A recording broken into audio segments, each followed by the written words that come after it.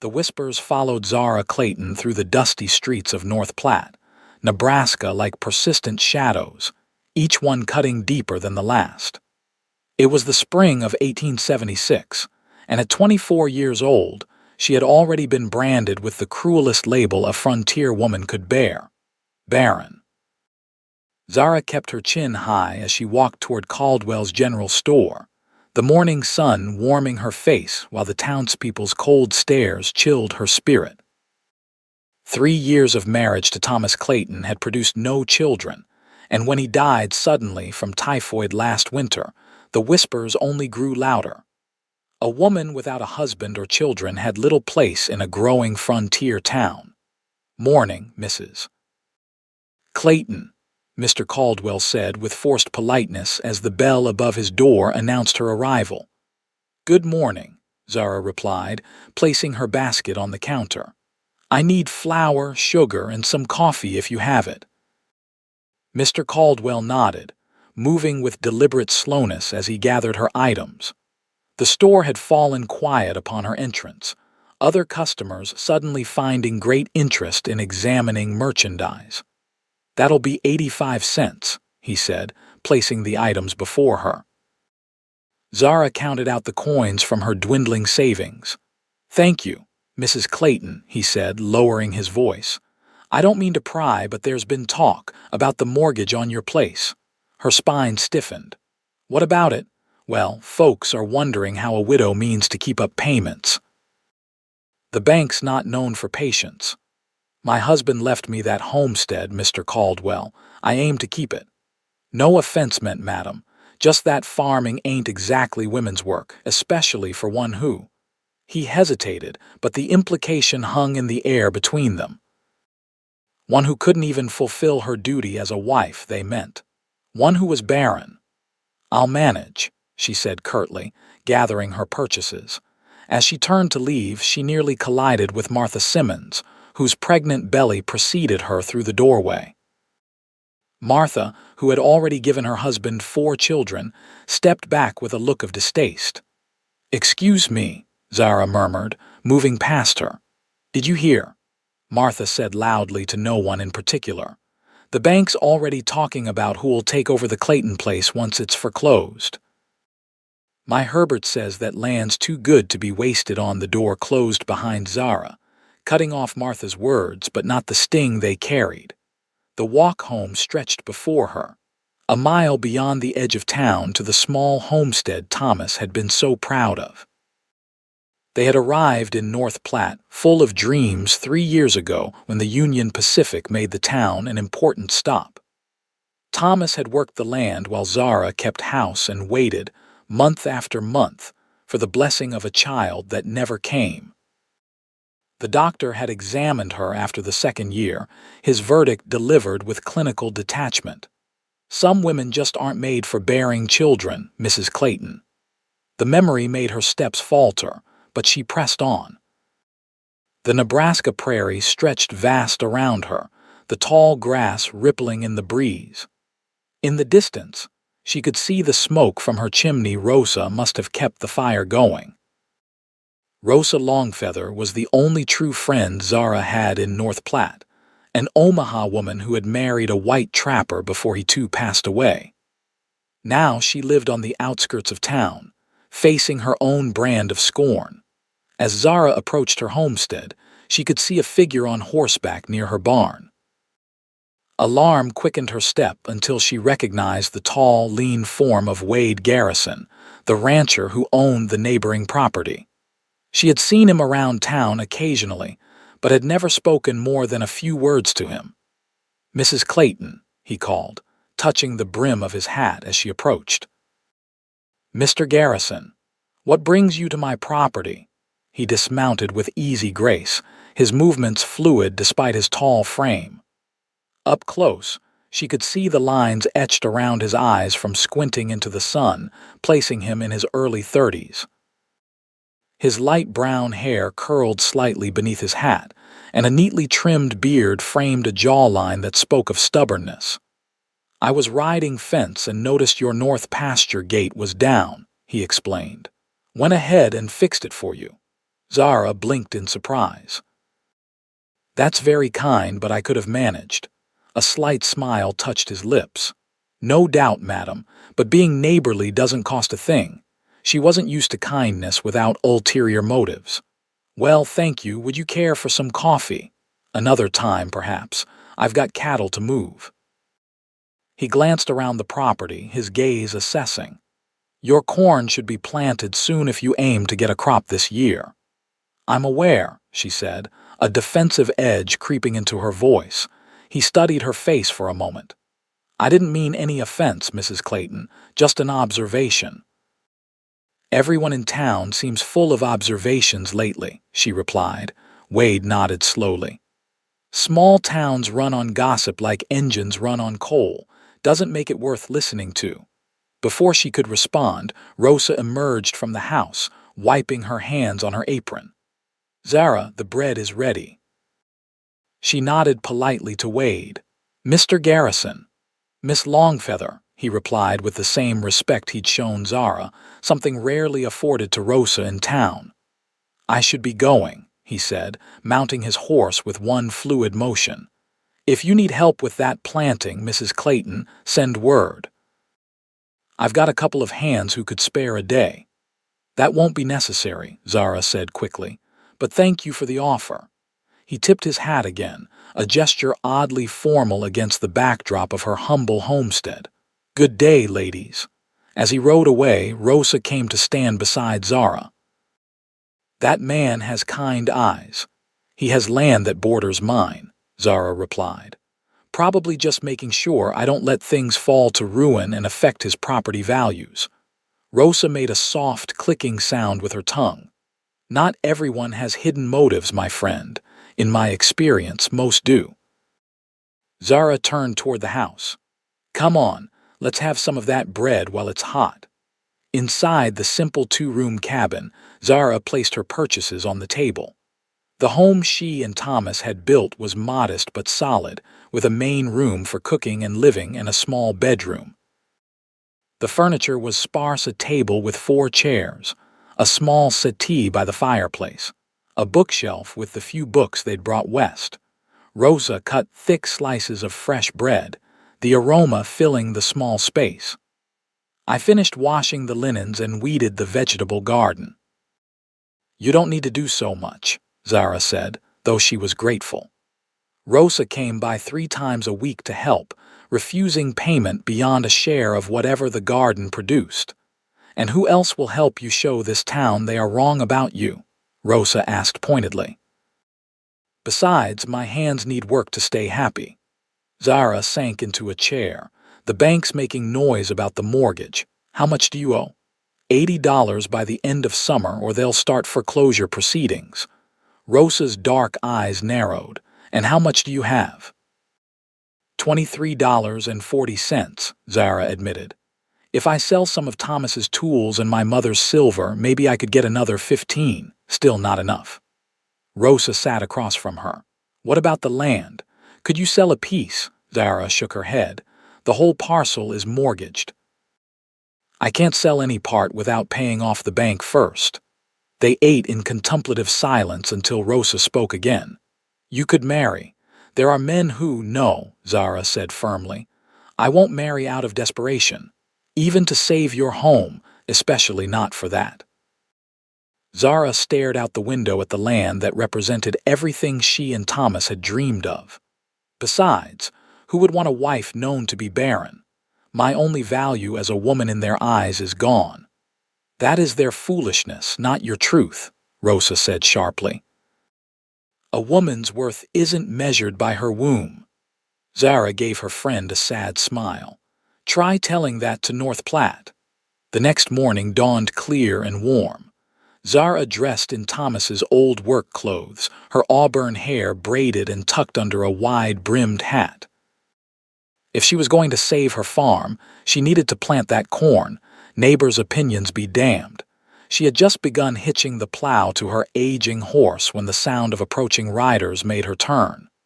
Wade Garrison rode toward her, flanked by 2 younger men. Mrs.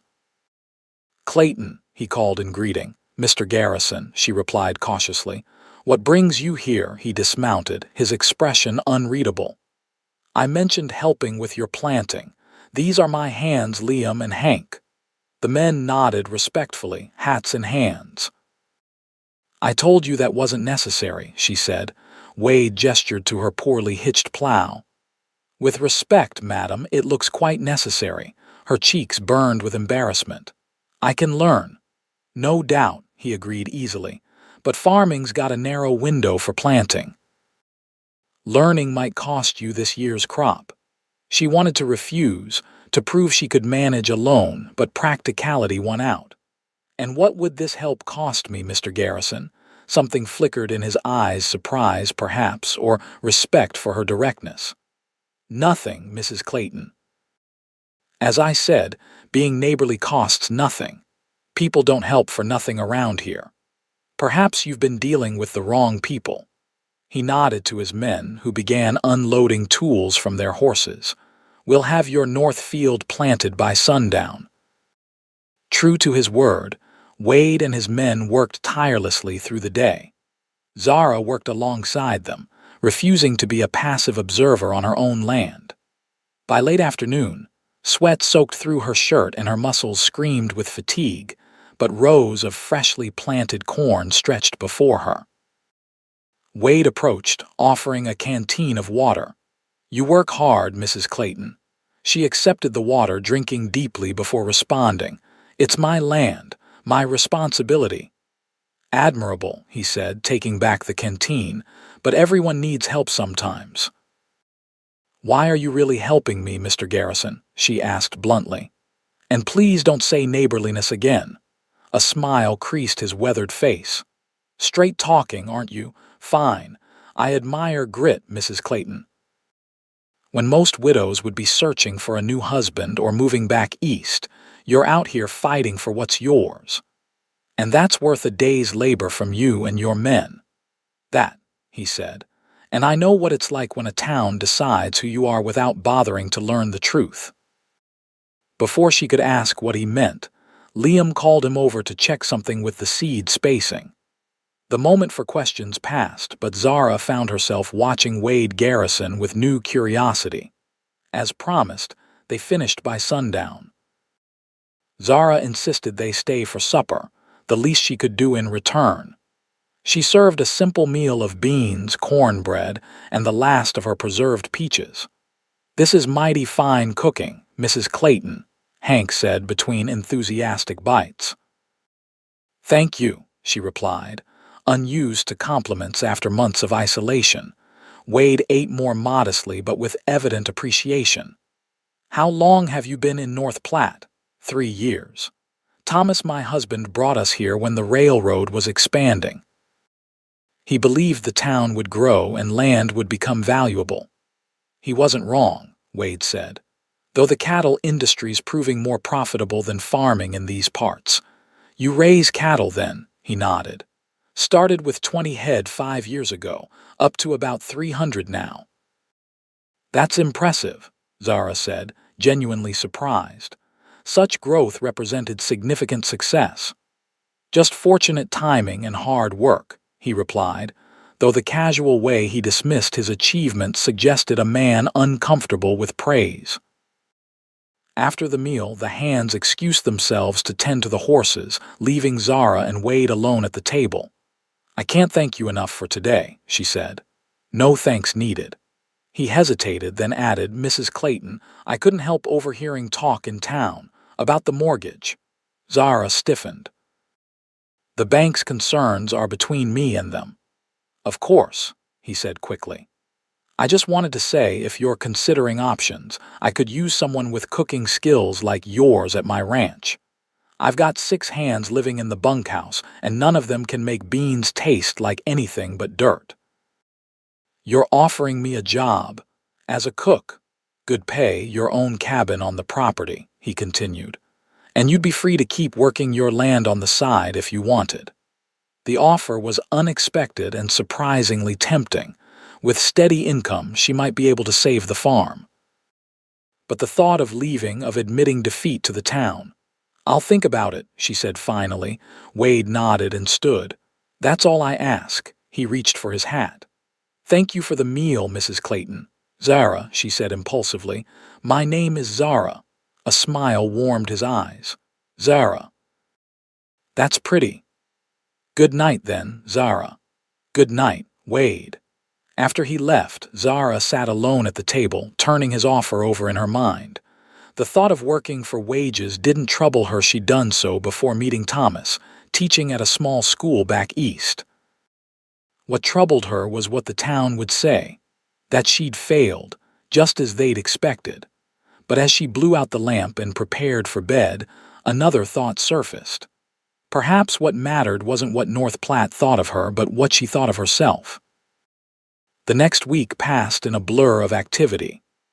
With the corn planted, Zara turned her attention to the vegetable garden, expanding it in hopes of having excess to sell.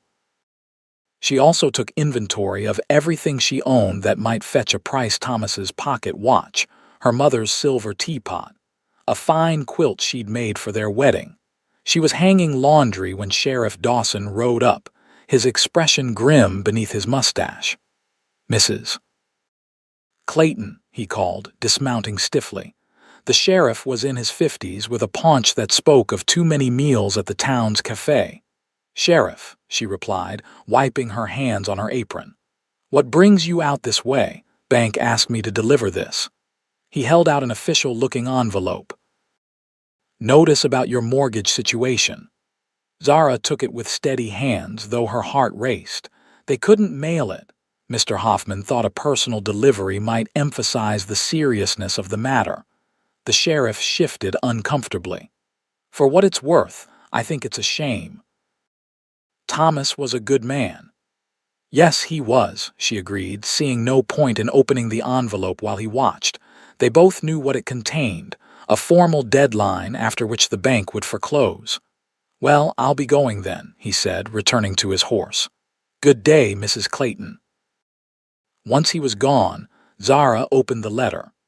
The bank demanded full payment of the remaining mortgage, $80 by August 1st, less than 3 months away. If she failed to pay, the property would be auctioned on August 15th. She sat heavily on the porch steps, the paper trembling in her hands. Even if she sold everything of value, even if the garden produced abundantly, she wouldn't have enough in time. Rosa found her there an hour later, still clutching the notice. "What is it?" her friend asked, sitting beside her. Zara handed over the letter wordlessly. "August 1st, Rosa read. "That is not much time." "It's impossible," Zara said flatly. "I can't make that much money so quickly." Rosa was quiet for a moment. "What about Mr. Garrison's offer?" Zara looked up in surprise. "How did you know about that?" "This is a small place, Zara. His hands talk in town, and people talk to me when they want remedies for their ailments." "Would you take it? Work for someone else to save your home?" Rosa shrugged. "I would do what needs doing. Pride makes a cold companion in winter." That evening, Zara walked the boundaries of her property, remembering how Thomas had strode across it that first day, pointing out where they'd build, where they'd plant, where their children would play someday. The children who never came. By the time she returned to the house, her decision was made.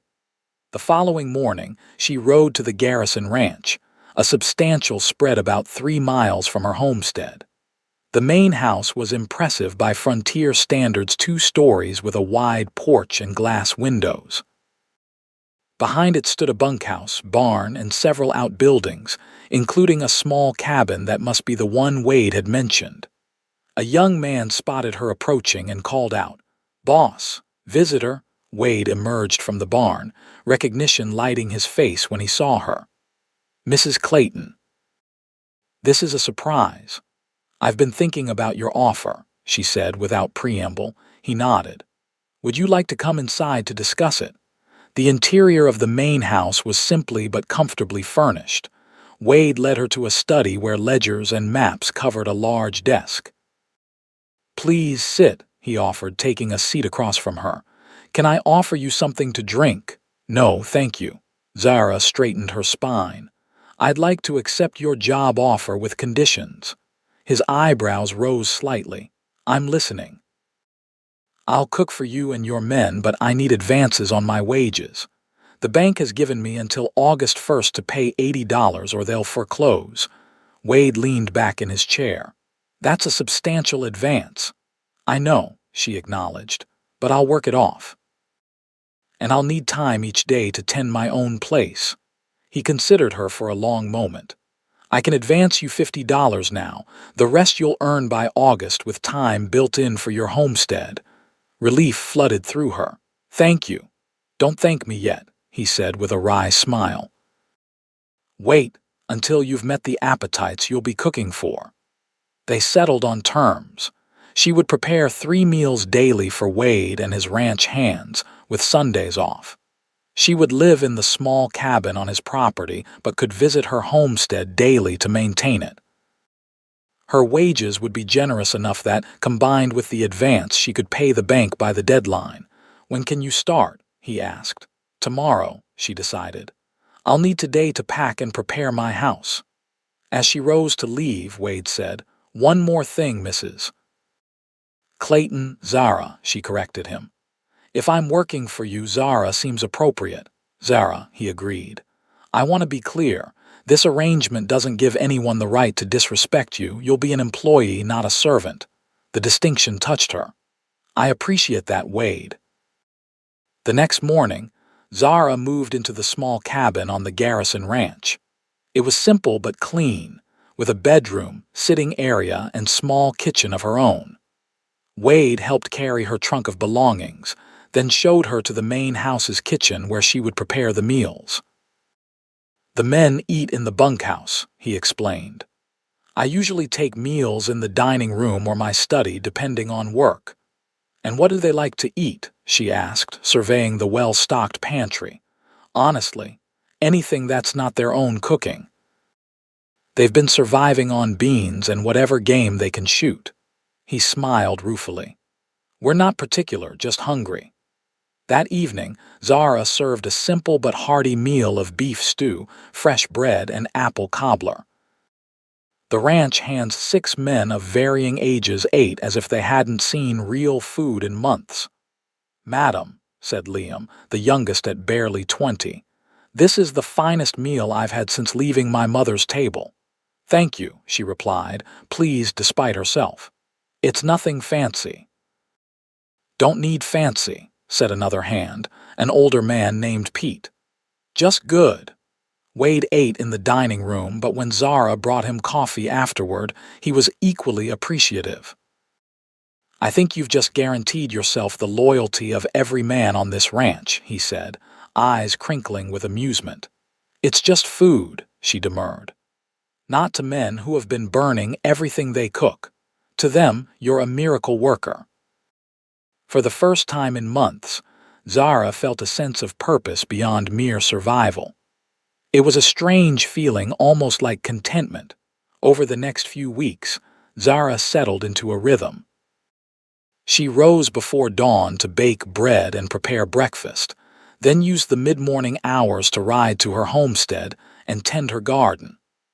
Back at the ranch by noon, she would cook lunch, then prepare dinner in the late afternoon. The work was hard but satisfying, especially with the grateful recipients of her cooking. She learned about the men, too. Liam was saving money to bring his sweetheart from back east. Pete had lost his wife to cholera and turned to ranch work to escape memories. Hank had dreams of his own spread someday. They treated her with respect, careful not to track mud into her kitchen and always thanking her for meals. Wade remained something of a mystery. He was unfailingly polite but revealed little about himself beyond his daily work.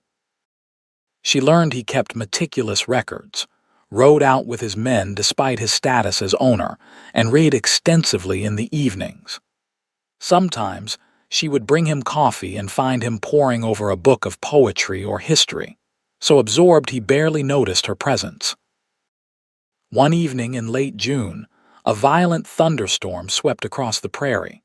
Lightning forked across the sky and rain fell in sheets. Zara had just finished cleaning the kitchen when Wade burst through the door, soaked to the skin. "The horses are spooked," he said breathlessly.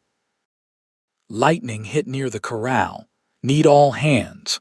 Without hesitation, Zara grabbed her shawl. "I'll help." Together they ran through the downpour to the corral, where the other men were struggling to calm the panicked horses. One had broken through the fence and was bolting toward the open prairie. "That's Midnight," Wade shouted over the storm. "She's heading for the ravine." Before anyone could stop him, he was on another horse, galloping after the runaway mare. Zara helped the others secure the remaining horses, her clothes plastered to her skin, mud sucking at her boots. Nearly an hour passed before Wade returned, leading the black mare. Both horse and rider were exhausted, Wade's face grim in the lantern light. "She's injured," he said, dismounting stiffly. "Cut her leg on something." Zara stepped forward. "Let me see." Wade looked surprised but led the horse to the stable. By lantern light, Zara examined the deep gash on the mare's hind leg. "I need hot water, clean cloths, and whiskey," she instructed. "And needle and thread if you have it." "You know about treating horses?" Wade asked. "No, but I know about cleaning wounds," she replied. "The principles are the same." He sent Liam for the supplies while Zara soothed the trembling animal. When everything arrived, she cleaned the wound carefully, then stitched it with steady hands. "Where did you learn to do that?" Wade asked as she finished. "My father was a doctor," she explained, bandaging the leg. "I assisted him sometimes."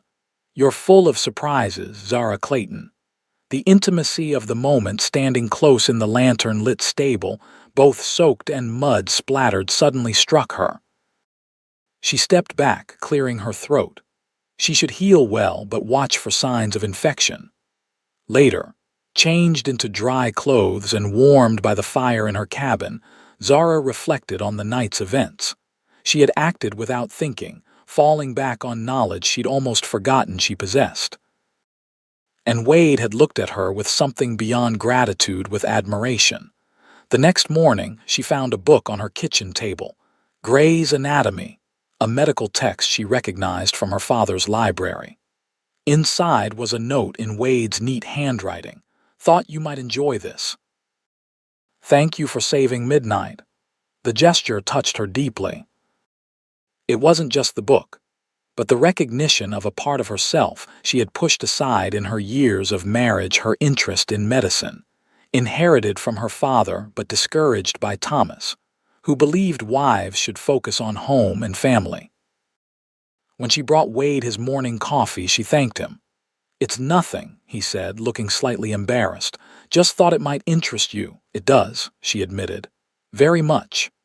"Your father, was he a doctor here in Nebraska?" Zara shook her head. "Back in Pennsylvania. He died before Thomas and I came west." "And your mother?" "Gone since I was 16. Consumption." Wade nodded thoughtfully. "So you came west with just your husband?" "Yes," she said. "Thomas had grand plans for us. A farm, a family." Her voice faltered. "I'm sorry," Wade said softly. "For your loss." The simple sincerity in his voice caught her off guard. Unlike the practiced condolences of the townspeople, his felt genuine. "Thank you," she replied. "What about your family?" A shadow crossed his face. "None to speak of. My parents died when I was young. Raised by an uncle who wasn't particularly interested in the job." "Is that why you came west?" "Partly," he acknowledged. "Mostly I wanted something that was mine, something I built myself." "You've succeeded," she observed. "This is an impressive operation for just 5 years." He shrugged. "Still a lot to do. But yes, I'm proud of it." Their conversation was interrupted by Hank calling from outside, and Wade excused himself to deal with ranch business. But something had shifted between them, a door opened to understanding. As July progressed, bringing relentless heat to the prairie, Zara found herself looking forward to her conversations with Wade. Sometimes he would join her in the kitchen while she baked, discussing books or sharing stories of particularly stubborn cattle. Other times, she would bring him evening coffee and linger, asking about ranch operations or telling him about her garden's progress. One Sunday, her day off, she returned from her homestead to find Wade waiting by her cabin. "I was wondering," he said, hat in hands, "if you might like to ride with me. There's a spot on the north side of the property I thought you might enjoy." Surprised but pleased, she agreed. They rode side by side across the rolling grassland, the summer sun warm on their backs. Wade led her to a small grove of trees surrounding a clear spring, a rarity in the often dry landscape. "It's beautiful," she breathed, dismounting to dip her fingers in the cool water. "I found it my first week here," he said, joining her. "Come here sometimes to think." They sat in the shade, sharing the lunch Zara had packed. The conversation flowed easily between them, touching on childhood memories, books they'd read, dreams they'd harbored. "Did you always want to be a rancher?" she asked. Wade considered this. "No, actually, I wanted to be a lawyer once. Even studied for a year back east. What changed? Found I preferred open spaces to courtrooms," he said. "And honest work with my hands to arguments about property lines. Yet here you are, dealing with property and cattle instead of clients." He laughed, the sound rich and unexpected. "Ironic, isn't it? But cattle are more straightforward than people. They don't hide their intentions. Unlike people in North Platte," she said wryly, his expression sobered. "Has it been very difficult? The town, I mean." Zara looked away, focusing on the rippling spring water. "They decided what I was worth the moment they realized I couldn't have children. A barren woman has little value on the frontier." "That's not true," he said, his voice low and intense. "Isn't it? A woman's purpose here is to populate the territory, to be a helpmate, to raise the next generation." She plucked a blade of grass, shredding it between her fingers. "I failed at the most basic expectation." "You haven't failed at anything," Wade said firmly. "Not being able to have children doesn't diminish your worth, Zara." The sound of her name in his mouth, spoken with such conviction, made her look up. His eyes held hers, unwavering. "The town is wrong," he continued. "About so many things, but especially about you." Something warm unfurled in her chest, a feeling she hadn't experienced in a very long time. Before she could examine it too closely, a distant roll of thunder broke the moment. "Storm coming," Wade said, glancing at the darkening western sky. "We should head back." They rode home in comfortable silence, reaching the ranch just as the first heavy drops began to fall. As Zara dismounted, Wade impulsively reached out to tuck a wind-blown strand of hair behind her ear. "Thank you for riding with me today," he said softly. "Thank you for showing me your thinking place," she replied, equally quiet. They stood for a moment, rain falling around them, something unspoken passing between them. Then Wade stepped back, clearing his throat. "Better get inside before we're soaked." Zara nodded, but as she turned toward her cabin, she felt a curious lightness in her step despite the gathering storm. The next morning, Zara was kneading bread dough when Rosa appeared in the kitchen doorway. "There you are," her friend said. "I went to your homestead first." "Rosa," Zara wiped her hands on her apron and embraced her. "I've missed you, and I you." Rosa looked around the kitchen appreciatively. "So this is where you work now. It suits you." "It does," Zara admitted. "More than I expected." They talked while Zara continued preparing the day's meals, Rosa helping by peeling potatoes and slicing vegetables. "Your garden is doing well," Rosa observed. "The corn especially." "Thanks to Wade and his men getting it planted in time." Rosa's dark eyes studied her face. "You call him Wade now, not Mr. Garrison." Zara felt a flush creeping up her neck. "We worked together closely. Formality seemed unnecessary." "MMM," Rosa hummed non-committally. "And how is it working for him?" "Good," Zara said simply. "He's fair, respectful. The men are kind. And handsome," Rosa added with a sly smile. "Your employer." "Rosa, what? I have eyes, my friend, so do you." Zara busied herself with the bread dough. It's not like that. He's my employer, as you said. If you say so. Rosa's tone was skeptical. But I see something new in your face, a brightness that wasn't there before. Before Zara could respond, the kitchen door opened and Wade himself appeared. Sorry to interrupt, he said, nodding politely to Rosa. Just wanted to let you know we'll have 2 extra for dinner. Cattle buyers from Omaha. I'll make sure there's plenty, Zara assured him after he left. Rosa raised an eyebrow. Not like that, hum? Oh, hush, Zara muttered, but she couldn't quite suppress a smile. The dinner that evening was a success, with the cattle buyers complimenting the food effusively. Afterward, one of them, a portly man named Jenkins, sought out Zara in the kitchen. Mrs. Clayton, he said, that was the finest meal I've had in Nebraska territory. Thank you, Mr. Jenkins. In fact, he continued, I own a hotel in Omaha that's in desperate need of a cook of your caliber. I'd be willing to offer you a very handsome salary. Zara blinked in surprise. That's very flattering, but think about it, he urged. Omaha's growing fast. A woman of your skills could do very well there, better than out here in the middle of nowhere. She was saved from responding by Wade's arrival. Jenkins, he said cordially, I believe your partner is ready to leave. The buyer nodded. Just extending a job offer to your excellent cook here. Something flickered across Wade's face, too quickly for Zara to interpret. Mrs. Clayton is indispensable to the Double G, he said evenly. We'd be lost without her. Everyone has their price, Garrison, Jenkins replied with a wink before departing. Once he was gone, an awkward silence fell between them. Would you consider it? Wade asked finally. The Omaha position, Zara considered the question. A month ago she might have jumped at such an opportunity. Now the thought of leaving brought an unexpected pang. No, she said simply. I have my homestead to think of, and other considerations. Relief visibly washed over his face. Good, I mean, it's good you're not leaving your land. Yes, she agreed softly, my land. But as she watched him walk away, Zara wondered if it was really her land holding her to North Platte, or someone else entirely.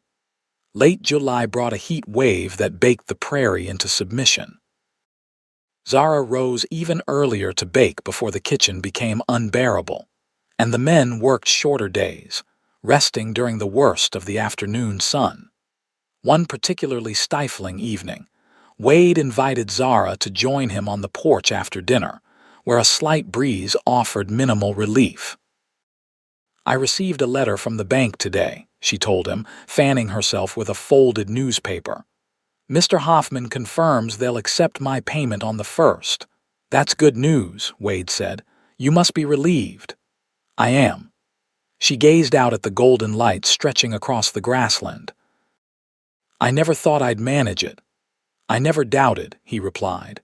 You're the most determined woman I've ever met, Zara Clayton, she laughed softly. Is that a compliment or an observation? Definitely a compliment. His eyes crinkled at the corners when he smiled, she noticed. Determination is an admirable quality. My father used to call it stubbornness, she admitted, a fine line between the two. They sat in companionable silence for a while, watching the sun sink toward the horizon. The approaching evening had done little to dissipate the heat, and Zara could feel perspiration trickling between her shoulder blades. I've been thinking, Wade said eventually. After you pay off the bank, what are your plans for the homestead? Keep working it, she replied without hesitation. Grow as much as I can, maybe add some chickens, a milk cow. Alone? The question hung in the heavy air between them. Zara studied his profile, strong and thoughtful in the fading light. I've grown accustomed to managing alone, she said carefully. Wade turned to face her fully. You shouldn't have to, her heart quickened. What are you suggesting, Wade? I'm not sure, he admitted, running a hand through his hair. I just know that when Jenkins offered you that job, the thought of you leaving was unbearable. The The confession, so plainly stated, took her breath away. "Wade, you don't need to say anything," he said quickly. "I know your focus is your land, as it should be. I just wanted you to know that you've become important to me." Zara found herself reaching for his hand before she could think better of it. His palm was calloused against hers, warm and solid. "You've become important to me too," she said softly. His fingers tightened around hers, and for a moment she thought he might say more. Instead, he lifted her hand to his lips, pressing a gentle kiss to her knuckles. "Good night, Zara," he murmured. "Good night," she whispered back, her skin tingling where his lips had touched. As she walked back to her cabin in the gathering darkness, Zara acknowledged what she'd been avoiding for weeks. She was falling in love with Wade Garrison. The realization should have frightened her. Wade was her employer. Her livelihood depended on him. More than that, she had sworn after Thomas died that she wouldn't marry again, wouldn't subject another man to life with a barren wife. Yet fear wasn't what she felt as she prepared for bed that night. Instead, a cautious hope took root alongside the certainty that whatever happened next would change everything. The first day of August dawned clear and hot, a momentous day for Zara. With the wages she'd earned and Wade's advance, she had the full $80 needed to satisfy the bank's demands. She dressed with care in her best dress, a dark blue cotton that had once been fashionable back east. Wade had offered to accompany her into town, but she had declined. This was something she needed to do alone to face North Platte on her own terms. The ride into town was familiar now, though she visited rarely. As she passed the "Welcome to North Platte" sign, she straightened her spine, prepared for the inevitable stares and whispers. The bank was a solid brick building on Front Street, imposing despite its small size. Zara tied her horse outside and entered, the small bell above the door announcing her arrival. Mr. Hoffman glanced up from his ledger, his spectacles perched on the end of his nose. "Mrs. Clayton," he said, surprise evident in his voice. "I didn't expect to see you today." "I've come to pay my mortgage, Mr. Hoffman," she replied, approaching the counter. He removed his spectacles, a skeptical expression crossing his face. "The full amount, $80. "The full amount," she confirmed, placing the carefully counted bills on the counter. Hoffman stared at the money, then at her, clearly surprised. "Well, this is unexpected." "I believe you'll find it's exactly what was required," she said evenly. With obvious reluctance, he counted the money, then opened a large ledger. "Everything appears to be in order," he admitted, making notations in the book. "I'll prepare a receipt confirming payment in full." While he wrote, Zara noticed two women watching from across the street through the bank's window. Martha Simmons and Beatrice Fuller, two of the most prolific gossips in North Platte. She lifted her chin slightly, meeting their gaze until they looked away. "Here you are, Mrs. Clayton," Hoffman said, sliding a receipt toward her. "Your debt to the bank is satisfied. The property remains yours." "Thank you." She took the paper, carefully folding it into her reticule. As she turned to leave, Hoffman added, "I must say, Mrs. Clayton, many in town were certain you wouldn't manage it." Zara paused at the door. "Yes, Mr. Hoffman, I'm well aware what many in town think of me. Fortunately, their opinions matter far less than they imagine." With that, she stepped outside into the bright sunshine, a weight lifted from her shoulders. Her homestead was secure. She had done what so many thought impossible. Her next stop was Caldwell's General Store. She needed supplies, and facing Mr. Caldwell after her triumph at the bank held a certain appeal. The store was busier than usual, women gathering around the new shipment of fabric that had arrived on yesterday's train. Conversation halted when Zara entered, eyes turning toward her with undisguised curiosity. "Mrs. Clayton," Mr. Caldwell greeted her from behind the counter. "What can I help you with today?" Coffee, sugar, and some of that new calico if you have enough, she replied, aware of the whispers starting around her. As Caldwell gathered her items, Martha Simmons approached, her perpetual expression of disapproval firmly in place. "Mrs. Clayton," she said with artificial sweetness. "We heard you were working out at the Garrison Ranch. As a cook, is it?" The implied judgment was clear in her tone. "Yes," Zara replied simply. "Mr. Garrison has been kind enough to employ me." "How charitable of him," Martha said, exchanging glances with Beatrice. "Though I suppose a man living alone must get tired of his own cooking." "6 ranch hands and Mr. Garrison," Zara corrected mildly. "Hardly alone." "Still," Martha pressed, "it must be difficult for you living out there away from town. People might talk." "People always talk, Mrs. Simmons," Zara said, meeting her gaze steadily, "particularly when they have little else to occupy their minds." Beatrice gasped at the thinly veiled insult, but Martha's eyes narrowed. "I was only expressing concern for your reputation. A widow living among so many men, my reputation." Zara interrupted, a calm settling over her that felt like clarity.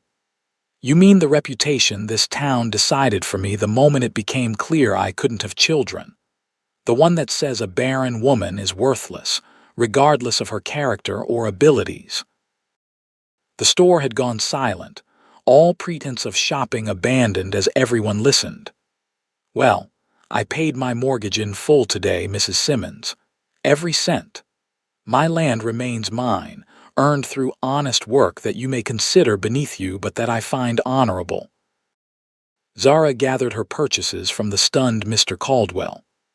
"As for what people say about me, I've learned that the opinions of small-minded people make for very small concerns."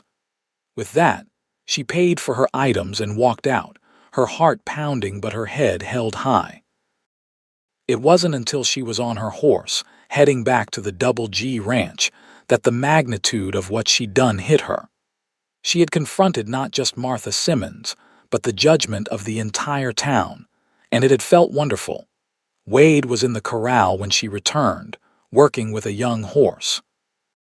He looked up as she approached, his face breaking into a smile that warmed her to her core. "How did it go?" he called, ducking between the fence rails to meet her. "I paid it," she said, dismounting. "Every cent. The homestead is safe." "That's wonderful." His enthusiasm was genuine, his eyes crinkling with pleasure. "I knew you could do it." "I also may have scandalized half the women in town," she admitted, recounting her encounter with Martha Simmons. By the time she finished, Wade was laughing. "I wish I could have seen Martha's face," he said. "That woman has needed putting in her place for years." "It felt good," Zara confessed. "Standing up for myself." "You should be proud," he said, suddenly serious. "Not just for saving your land, but for showing them all who you really are, strong, independent, remarkable." The sincerity in his voice made her breath catch. Without thinking, she stepped closer, drawn by something in his expression. "Wade," she began, not entirely sure what she meant to say. "Yes," he prompted, his voice dropping lower. "Thank you for believing in me when no one else did." He reached out, his fingers gently brushing her cheek. "That was easy," he murmured. "Easiest thing in the world." The air between them seemed to thicken, charged with possibility. Zara found herself leaning slightly toward him, her heart racing. "Boss," Liam's voice shattered the moment. "Got a problem with the new bull?" Wade stepped back, his hand falling away from her face. "Coming," he called, then turned back to Zara. "We should talk." Later, she nodded, not trusting her voice. "Tonight," he said. "After dinner." As he hurried away, Zara pressed her fingers to the spot on her cheek where he had touched her, the skin still warm from his touch. That evening, Zara took extra care with dinner, preparing Wade's favorite dishes: roast beef, fresh bread, and apple pie. She served the hands in the bunkhouse as usual, then brought Wade's meal to the dining room. "This looks amazing," he said as she set down the plates. "Join me." The invitation was unexpected. "I've already eaten with the hands," she lied. "Please," he insisted. "I'd like the company." Reluctantly, she sat across from him, painfully aware of the intimacy of the setting. They ate in companionable silence for a while until Wade finally spoke. "I've been thinking about what happens next," he said. "Now that your mortgage is paid." "As have I," she admitted. "I'll need to move back to my homestead soon," he nodded slowly. "That makes sense, though the men will be devastated to lose your cooking." "Just the men?" she asked, gathering her courage. Wade met her eyes. "No," he said quietly, "not just the men." The honesty in his gaze made her heart stutter. "I could still cook for you sometimes," she offered, "as a neighbor." "Is that what you want, Zara, to be neighbors?" The question hung between them, weighted with meaning. Zara took a deep breath. "No," she said simply. "That's not what I want." Wade set down his fork, his full attention on her face. "What do you want?" "I want." The words caught in her throat. "I'm afraid to say." He reached across the table, taking her hand in his. "Don't be afraid, not with me." "When Thomas died," she began slowly, "I thought that was the end of certain dreams, a family, love. I accepted that my life would be different than I'd imagined." She drew a shaky breath. "Then I met you and everything changed." "How?" he prompted gently. "You saw me," she said simply. "Not as a barren widow, not as someone to pity or dismiss. You saw me as a whole person with value beyond my ability to bear children." His grip on her hand tightened. "Because that's who you are. Everything else is just circumstances. The town doesn't see it that way." "To hell with the town," he said fiercely. "They don't know you like I do." She smiled at his vehemence. "And how do you know me, Wade Garrison?" He stood, moving around the table until he was kneeling beside her chair. Still holding her hand, he looked up at her with an expression so tender it made her throat ache. "I know you're the strongest woman I've ever met," he said. "I know you're kind, even to those who don't deserve it. I know you can stitch a wound, bake bread that makes grown men cry with gratitude, and stand up to the entire town of North Platte without flinching." His voice softened further. "And I know that I've fallen hopelessly in love with you." Zara's breath caught. "Wade." "You don't have to say anything back," he hurried to add. "I just wanted you to know. Whatever you decide about the future, about your homestead, about us, I needed you to know that to me you're worth everything." Tears welled in her eyes. "The town says I'm worthless," she whispered. "Barren women don't have much value on the frontier." "The town is wrong," he said firmly. "You're worth everything to me, Zara Clayton. Everything." She reached out, touching his face with trembling fingers. "I've fallen in love with you too," she admitted, the words both frightening and freeing. "But I can't give you children." "Do you think that matters to me?" he asked, genuine surprise in his voice. "It should," she insisted. "You should have a family, sons to inherit your ranch. What I should have," he interrupted gently, "is a life with the woman I love if she'll have me. The rest is details." "Details," she repeated, a small laugh escaping her. "Most men would consider it rather important." "I'm not most men," he said simply. "And you, Zara Clayton, are not most women." He rose to his feet, drawing her up with him. Standing close enough that she could feel the warmth radiating from his body, he asked, "Will you marry me?" The question, so plainly asked, deserved an equally straightforward answer. "Yes," she said, her heart overflowing. "Yes, I will marry you." Wade's face lit with joy, and then he was kissing her, his lips gentle against hers. Zara melted into his embrace, feeling for the first time in years like she was exactly where she belonged. When they finally parted, both breathless, Wade pressed his forehead to hers. "I love you," he murmured. "More than I thought possible." "I love you too," she replied, marveling at how natural the words felt. They decided not to wait. 2 weeks later, on a perfect August morning, Zara Clayton became Zara Garrison in a simple ceremony performed by the traveling preacher who visited North Platte monthly. Rosa stood as her witness, beaming with approval while Liam stood for Wade. The town's reaction was mixed. Some, like Martha Simmons, sniffed disapprovingly at the hasty marriage and Zara's presumption in marrying one of the area's most prosperous ranchers. Others, seeing Wade's obvious devotion, revised their opinion of Zara's worth accordingly. Zara found she cared little for any of it. She and Wade combined their properties, her smaller homestead becoming part of the expanded Double G Ranch. She continued cooking for the hands, but also began spending time with Wade in his study, helping with the ranch accounts and correspondence.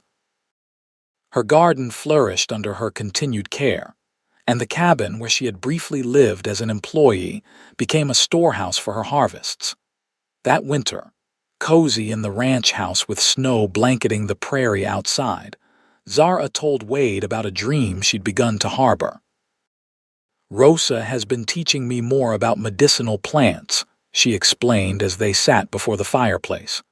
"Combined with what I learned from my father, I've been thinking I might offer my services to the community." "As a healer?" he asked, intrigued. "Not a doctor," she clarified. "But someone who could help with basic ailments, childbirth, injuries. North Platte has no proper doctor, and the nearest one is in Ogallala." Wade considered this, then nodded. "I think it's a wonderful idea. You have a gift for healing. Midnight's leg is proof of that." "The town might not accept me," she said, voicing her main concern. "Some won't," he agreed, "but those who need help will come eventually. Necessity overcomes prejudice." With Wade's encouragement, Zara began gathering and preparing remedies, studying her father's old medical books, and offering her services first to the ranch hands, then to neighboring homesteads. Slowly, her reputation grew, not as the barren widow but as a skilled healer. The first major test came that spring when young Mrs. Peterson, new to the area and expecting her first child, went into a difficult labor.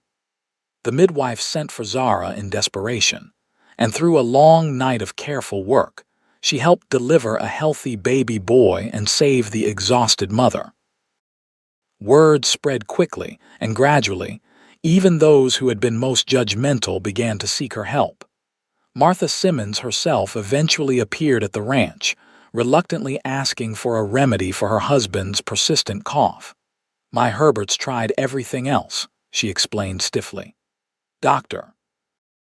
Miller in Ogallala said it was just age, nothing to be done." Zara prepared a mixture of wild cherry bark, honey, and other herbs. "Have him take this 3 times daily," she instructed, "and keep him away from dust as much as possible." Martha accepted the medicine with grudging thanks. 2 weeks later, she returned with a freshly baked pie. "Herbert's breathing better than he has in years," she admitted. "I thought you might. That is, I wanted to thank you properly." It wasn't an apology for years of cold judgment, but it was a beginning. As spring turned to summer, Zara found herself unusually tired, with a strange sensitivity to certain smells. Rosa, visiting one afternoon, watched her friend push away a cup of coffee with a grimace. "How long have you been feeling this way?" Rosa asked, her dark eyes thoughtful. "A few weeks," Zara admitted. "It's probably just spring fever." Rosa shook her head slowly. "I don't think so." "What do you mean? When was your last monthly time?" Rosa asked bluntly. Zara started to answer, then stopped, counting backward in her mind. "It can't be," she whispered. "The doctor said." "Doctors are not always right," Rosa said wisely, "especially about women's bodies." Hope, dangerous and fragile, bloomed in Zara's chest. "You think I might be? With child?" "Yes, my friend, I think you may be." That evening, Zara shared Rosa's suspicion with Wade, her voice trembling with equal parts fear and hope. "It might not be true," she cautioned. "I don't want to disappoint you." Wade gathered her into his arms. "Zara, listen to me. I married you, not the possibility of children. If this blessing has come to us, I'll be overjoyed. If not, I'll still be the happiest man in Nebraska territory because I have you." As the weeks passed, there was no denying the truth. The woman North Platte had deemed barren and worthless was expecting a child. Wade was ecstatic, treating Zara as if she were made of the finest porcelain, despite her protests that she was perfectly capable of continuing her normal activities. The ranch hands were similarly protective, rushing to carry anything heavier than a feather if she so much as reached for it. "You've created monsters," she complained to Wade after Liam nearly tripped over himself trying to prevent her from lifting a basket of vegetables. "They love you," he replied simply. "We all do."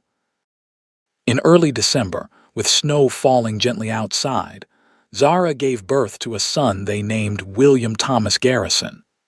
He had Wade's eyes and Zara's auburn hair, and from his first lusty cry, he held both his parents' hearts completely. Rosa, who had assisted with the birth, placed the swaddled infant in Zara's arms. "He is strong," she observed, "like his mother." Wade, allowed into the room after the birthing was complete, approached the bed with wonder on his face. "He's perfect," he breathed, gently touching his son's tiny hand. "You're perfect." Tears slipped down Zara's cheeks. "I never thought I'd experience this," she admitted. "I'd accepted it wasn't meant for me." "The town was wrong about you," Wade said, sitting beside her on the bed. "About so many things." "Yes," she agreed, gazing down at their child. "They were." As William grew, so did Zara's practice as a healer. By the time he was walking, she had converted one room of the ranch house into a proper consulting space, with shelves of remedies and a clean examination area.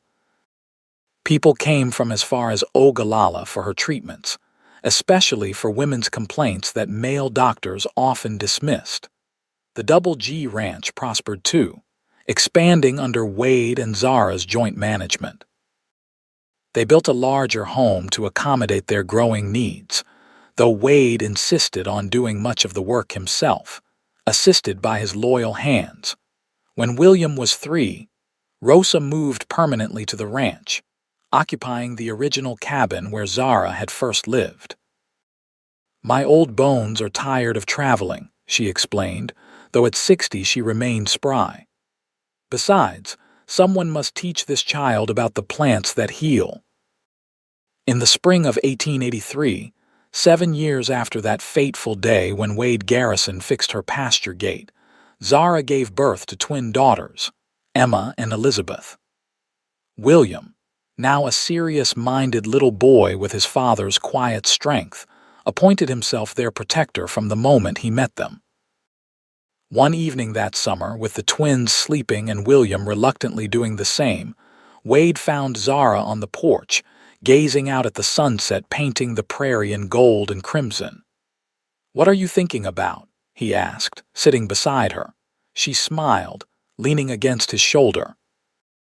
"About how different my life is from what I imagined when Thomas died, about how close I came to losing everything. And now I have everything I never dared hope for," she said simply. "A home, children, purpose. You." Wade wrapped his arm around her, pulling her closer. "Do you ever wonder what would have happened if I hadn't fixed that gate?" "Sometimes," she admitted. "But I think we would have found each other somehow. Some things are just meant to be." "Like us," he said, kissing the top of her head. "Like us," she agreed, her heart full. In the distance, a coyote called, the sound floating across the darkening prairie. Inside, their children slept peacefully. And on the porch of the home they had built together, Zara and Wade Garrison watched night fall over the land that had brought them together, secure in the knowledge that love, not the judgment of others, was the true measure of a person's worth.